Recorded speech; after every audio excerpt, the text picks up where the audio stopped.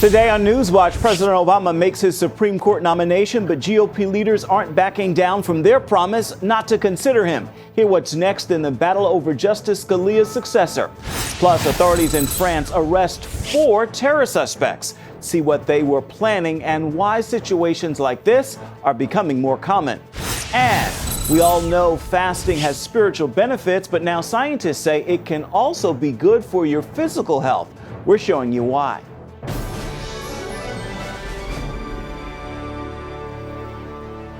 And thank you so much for joining us for CBN NewsWatch. I'm Ephraim Graham.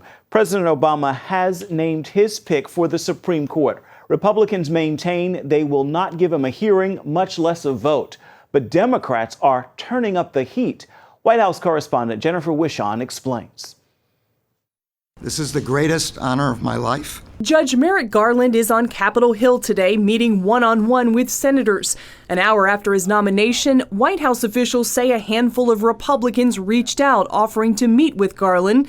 At the same time, Senate leaders held fast that they will not hold a confirmation hearing until after the election. Our nation faces really big issues. Accelerating debt, threats from terrorism, a struggling economy, major education and healthcare reform issues. This is a moment when the people of the United States should speak about the direction of our nation. Majority Leader Mitch McConnell says Republicans are simply following the Biden rule.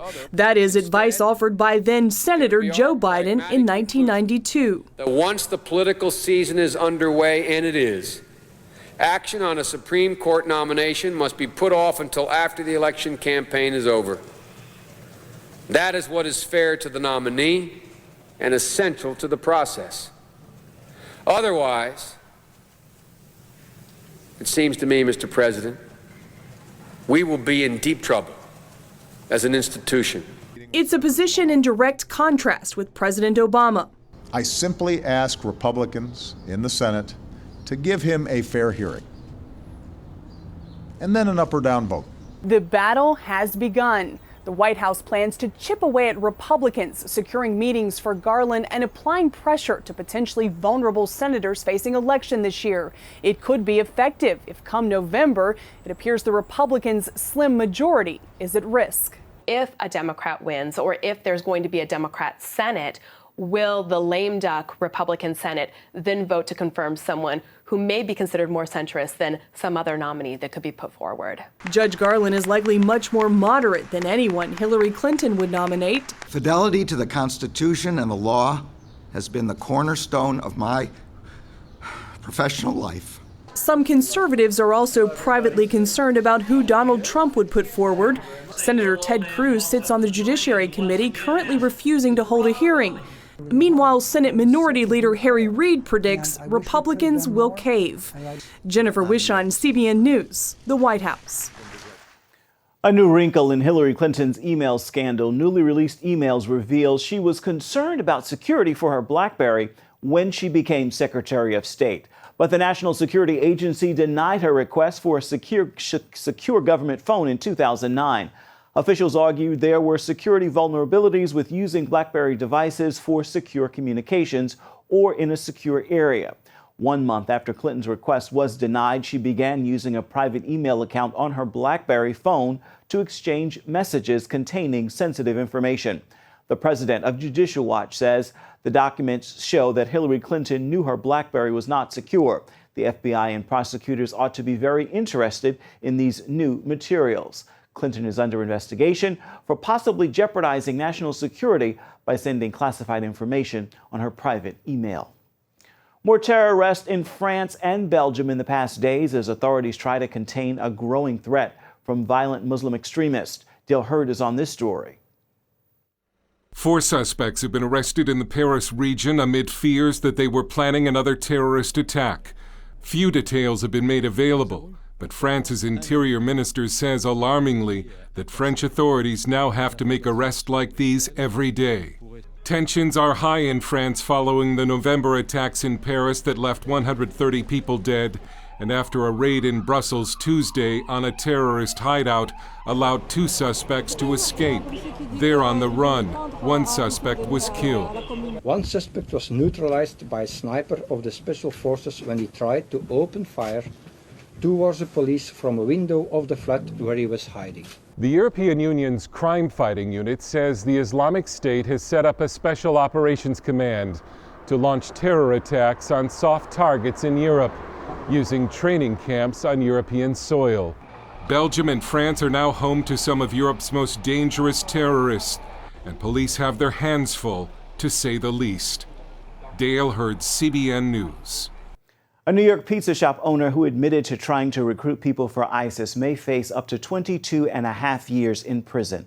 Prosecutors recommended the prison term for Mufed Elfji after his attempt to provide support to a terrorist group. Authorities say Elfji made efforts to recruit 3 people to join the Islamic State and fight in Syria. Elfji pleaded guilty in December. He is a naturalized citizen. Secretary of State John Kerry has decided to designate atrocities committed by the Islamic State as genocide. ISIS has slaughtered Christians and other minorities in the Middle East since they launched their jihad. For many Americans, the decision to label those acts as genocide is simple. And this is what's happened even Father Douglas Al-Bazi kept this bloody shirt as a reminder. The Iraqi Christian was wearing it when ISIS terrorists kidnapped him on his way to church. They used to put, for example, pistol in my head, 100 times, and just they click. The torture continued for 9 days. They used the hammer to break my teeth, my nose, and my back. Despite beheadings, crucifixions, and driving Christians away from lands they've occupied since Jesus walked on earth, State Department lawyers are reluctant to call this murder and persecution genocide. The government asked several Christian groups to collect evidence. Their 280-page report lays out known crimes against Christians, including a list of those murdered and witness statements. It includes this menu ISIS produced for men interested in buying Christian or Yazidi slaves. 200,000 dinars buys a child aged 1 to 9. And the rules? It is not allowed for any customer to purchase more than 3 spoils, except for foreigners like Turks, Syrians, and Gulf Arabs. The word, and the only word for what is happening, is genocide.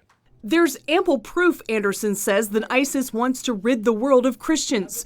In an issue of its magazine, Dickey, ISIS published, "We will conquer your Rome, break your crosses, and enslave your women. If we do not reach that time, then our children and grandchildren will reach it, and they will sell your sons and grandsons as slaves at the slave market."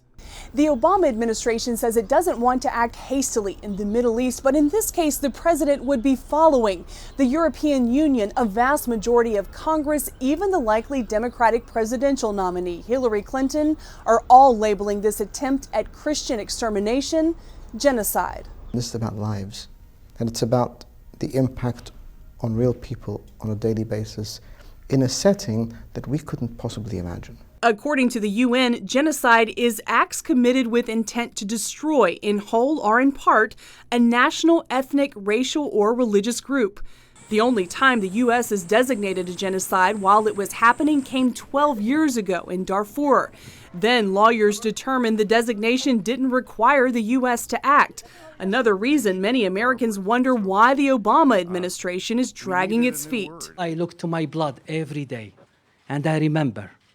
And this is what's happened even to my people every day. He's fortunate he's alive to remember, unlike so many of his Middle Eastern brothers and sisters in Christ. Jennifer Wishon, CBN News, the White House.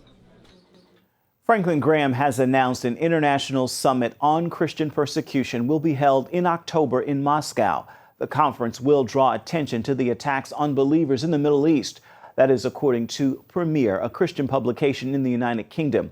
Graham says the conference will bring delegates from around the world to hear firsthand reports about the suffering taking place in the Middle East and to pray for persecuted Christians. Human Rights Watch is asking Egypt to release 4 Coptic Christian teens convicted of, quote, blasphemy. The New York-based rights group made the request this week after Egypt's justice minister was fired. The teenagers' conviction was based on a video they made to mock ISIS. The Middle East director from the Human Rights Watch says these children shouldn't face prison for expressing themselves, even with an immature joke. Instead of giving in to retrograde views on blasphemy, Egyptian authorities should protect freedom of expression. They made the video after ISIS beheaded Coptic Christians in Libya last year. An update on the religious freedom story we told you about last month. Georgia lawmakers have passed a bill protecting the religious rights of faith-based groups that disagree with same-sex marriage. For example, it would allow religious schools or adoption agencies to hire people who share their beliefs on marriage. It also protects religious officials who decline performing gay marriages. The newly revised bill now heads to Georgia Governor Nathan Deal. Gay activists oppose the bill. Once again, scientists are proving that practices in the Bible are good for our spiritual health and also good for our physical health. Things like forgiveness, rest, and letting go of worry. Now, as Lori Johnson shows us, we can add fasting to the list. It appears fasting dramatically strengthens our immune system. Researchers at the University of Southern California studied both people and animals who went without food for 2 to 4 days at a time for 6 months. The fasting triggered their bodies to get rid of old, inefficient cells and regenerate new, healthy ones. This means fasting could be a key to aging well, because as we get older, our immune system weakens, making us more vulnerable to disease. Fasting could prove especially beneficial to people going through chemotherapy or who suffer from autoimmune disorders. Fasting causes the body's stem cells to renew themselves and holds back a hormone linked to cancer growth. Fasting is now gaining acceptance in popular culture. Folks are trying what's known as intermittent fasting for weight loss as well as other health benefits. One plan involves going without food for 18 hours or more every day, therefore only eating during a 4 to 6 hour window. Another, called the 5-2 diet, involves eating normally for 5 days a week, but eating only 500 calories or less on the other 2. So while many Americans still eat all day, every day, more scientists are increasingly touting the health benefits of fasting on a regular basis. Lori Johnson, CBN News. Coming up, an outspoken and unlikely critic of mass immigration because he's an immigrant himself. Why this man says he's one of the only ones speaking the truth.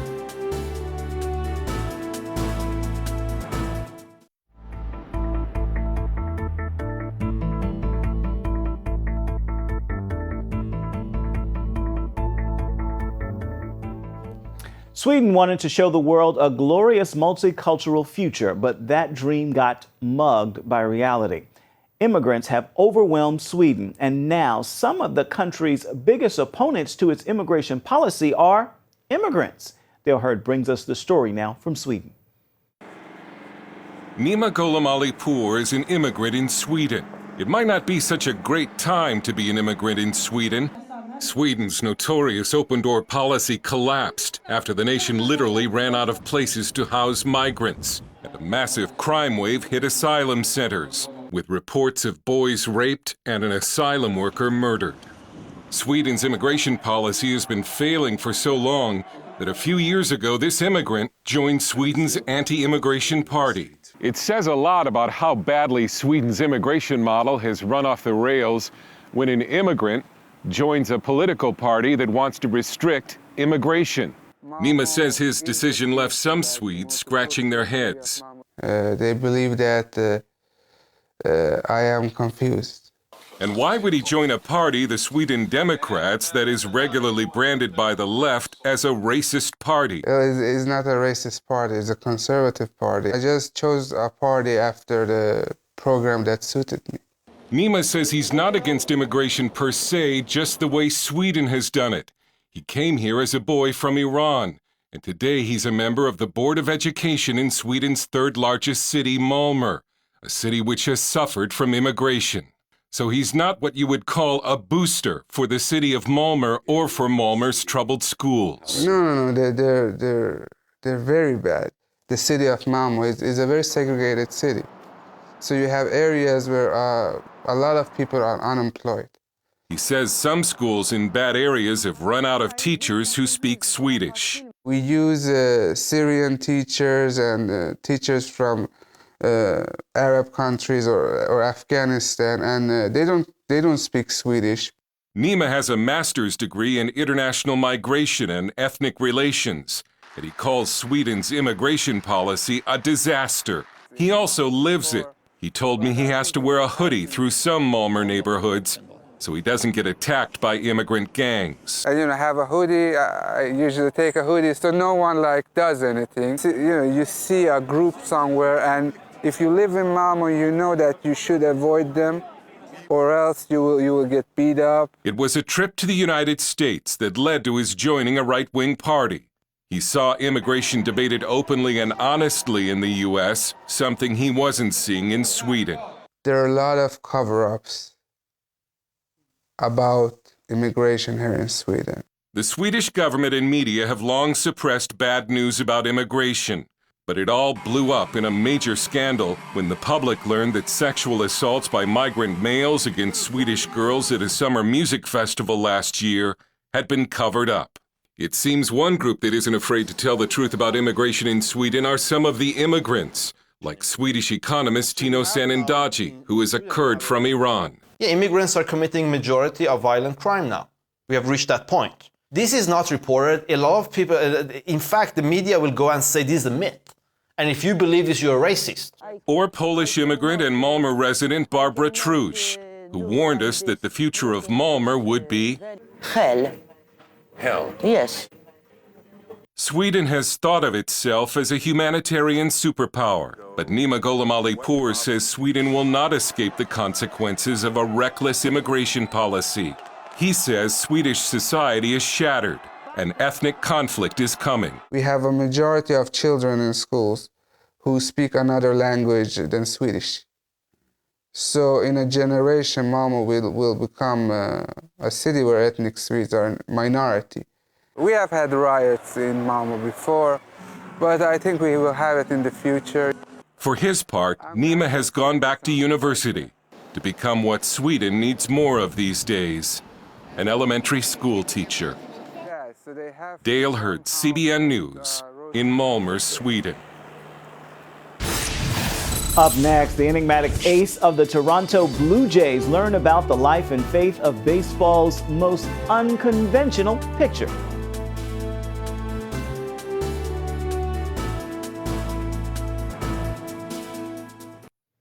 Baseball season is starting up again, and Blue Jays pitcher R.A. Dickey is preparing for another winning season in Toronto. The 41-year-old ace opened up to us about the battle he overcame off the field, explaining that life, just like knuckleball, has been unpredictable.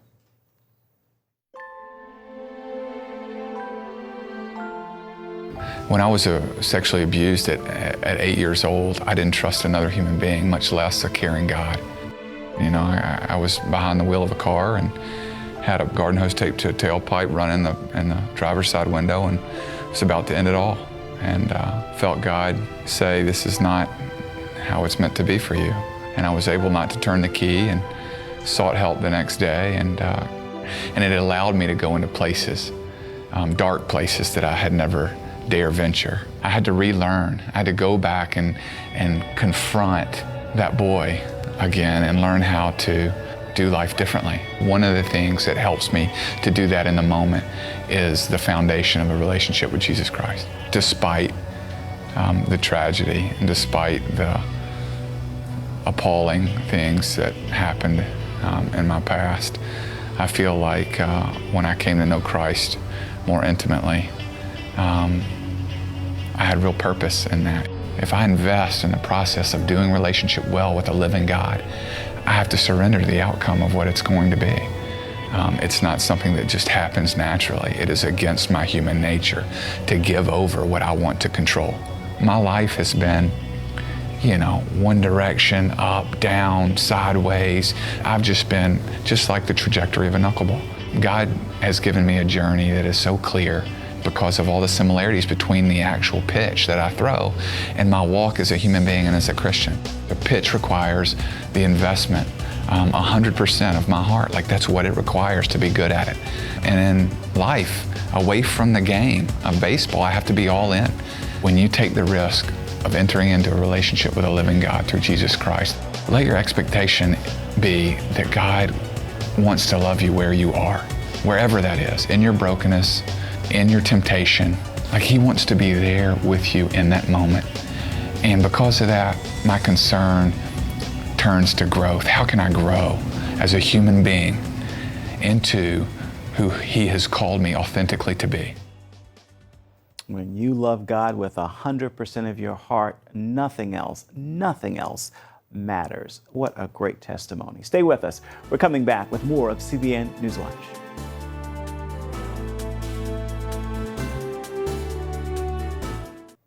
Welcome back. Finally, we hope you will make this a thankful Thursday. And to help you with that, here's a prayer of gratitude to offer up throughout the day. Lord, thank you for the measure of health I have today. It is truly a treasure to be alive and in your presence. In His presence, every pain can be mended and every heartache can be comforted. With that, once again, make this a thankful Thursday. That is going to do it for this edition of CBN NewsWatch. Remember, you can find more of our exclusive coverage of the issues you care most about at cbnnews.com. We would love to hear what you think about the stories you've seen here today. Do it on Facebook or at CBN News on Twitter. See you back here tomorrow.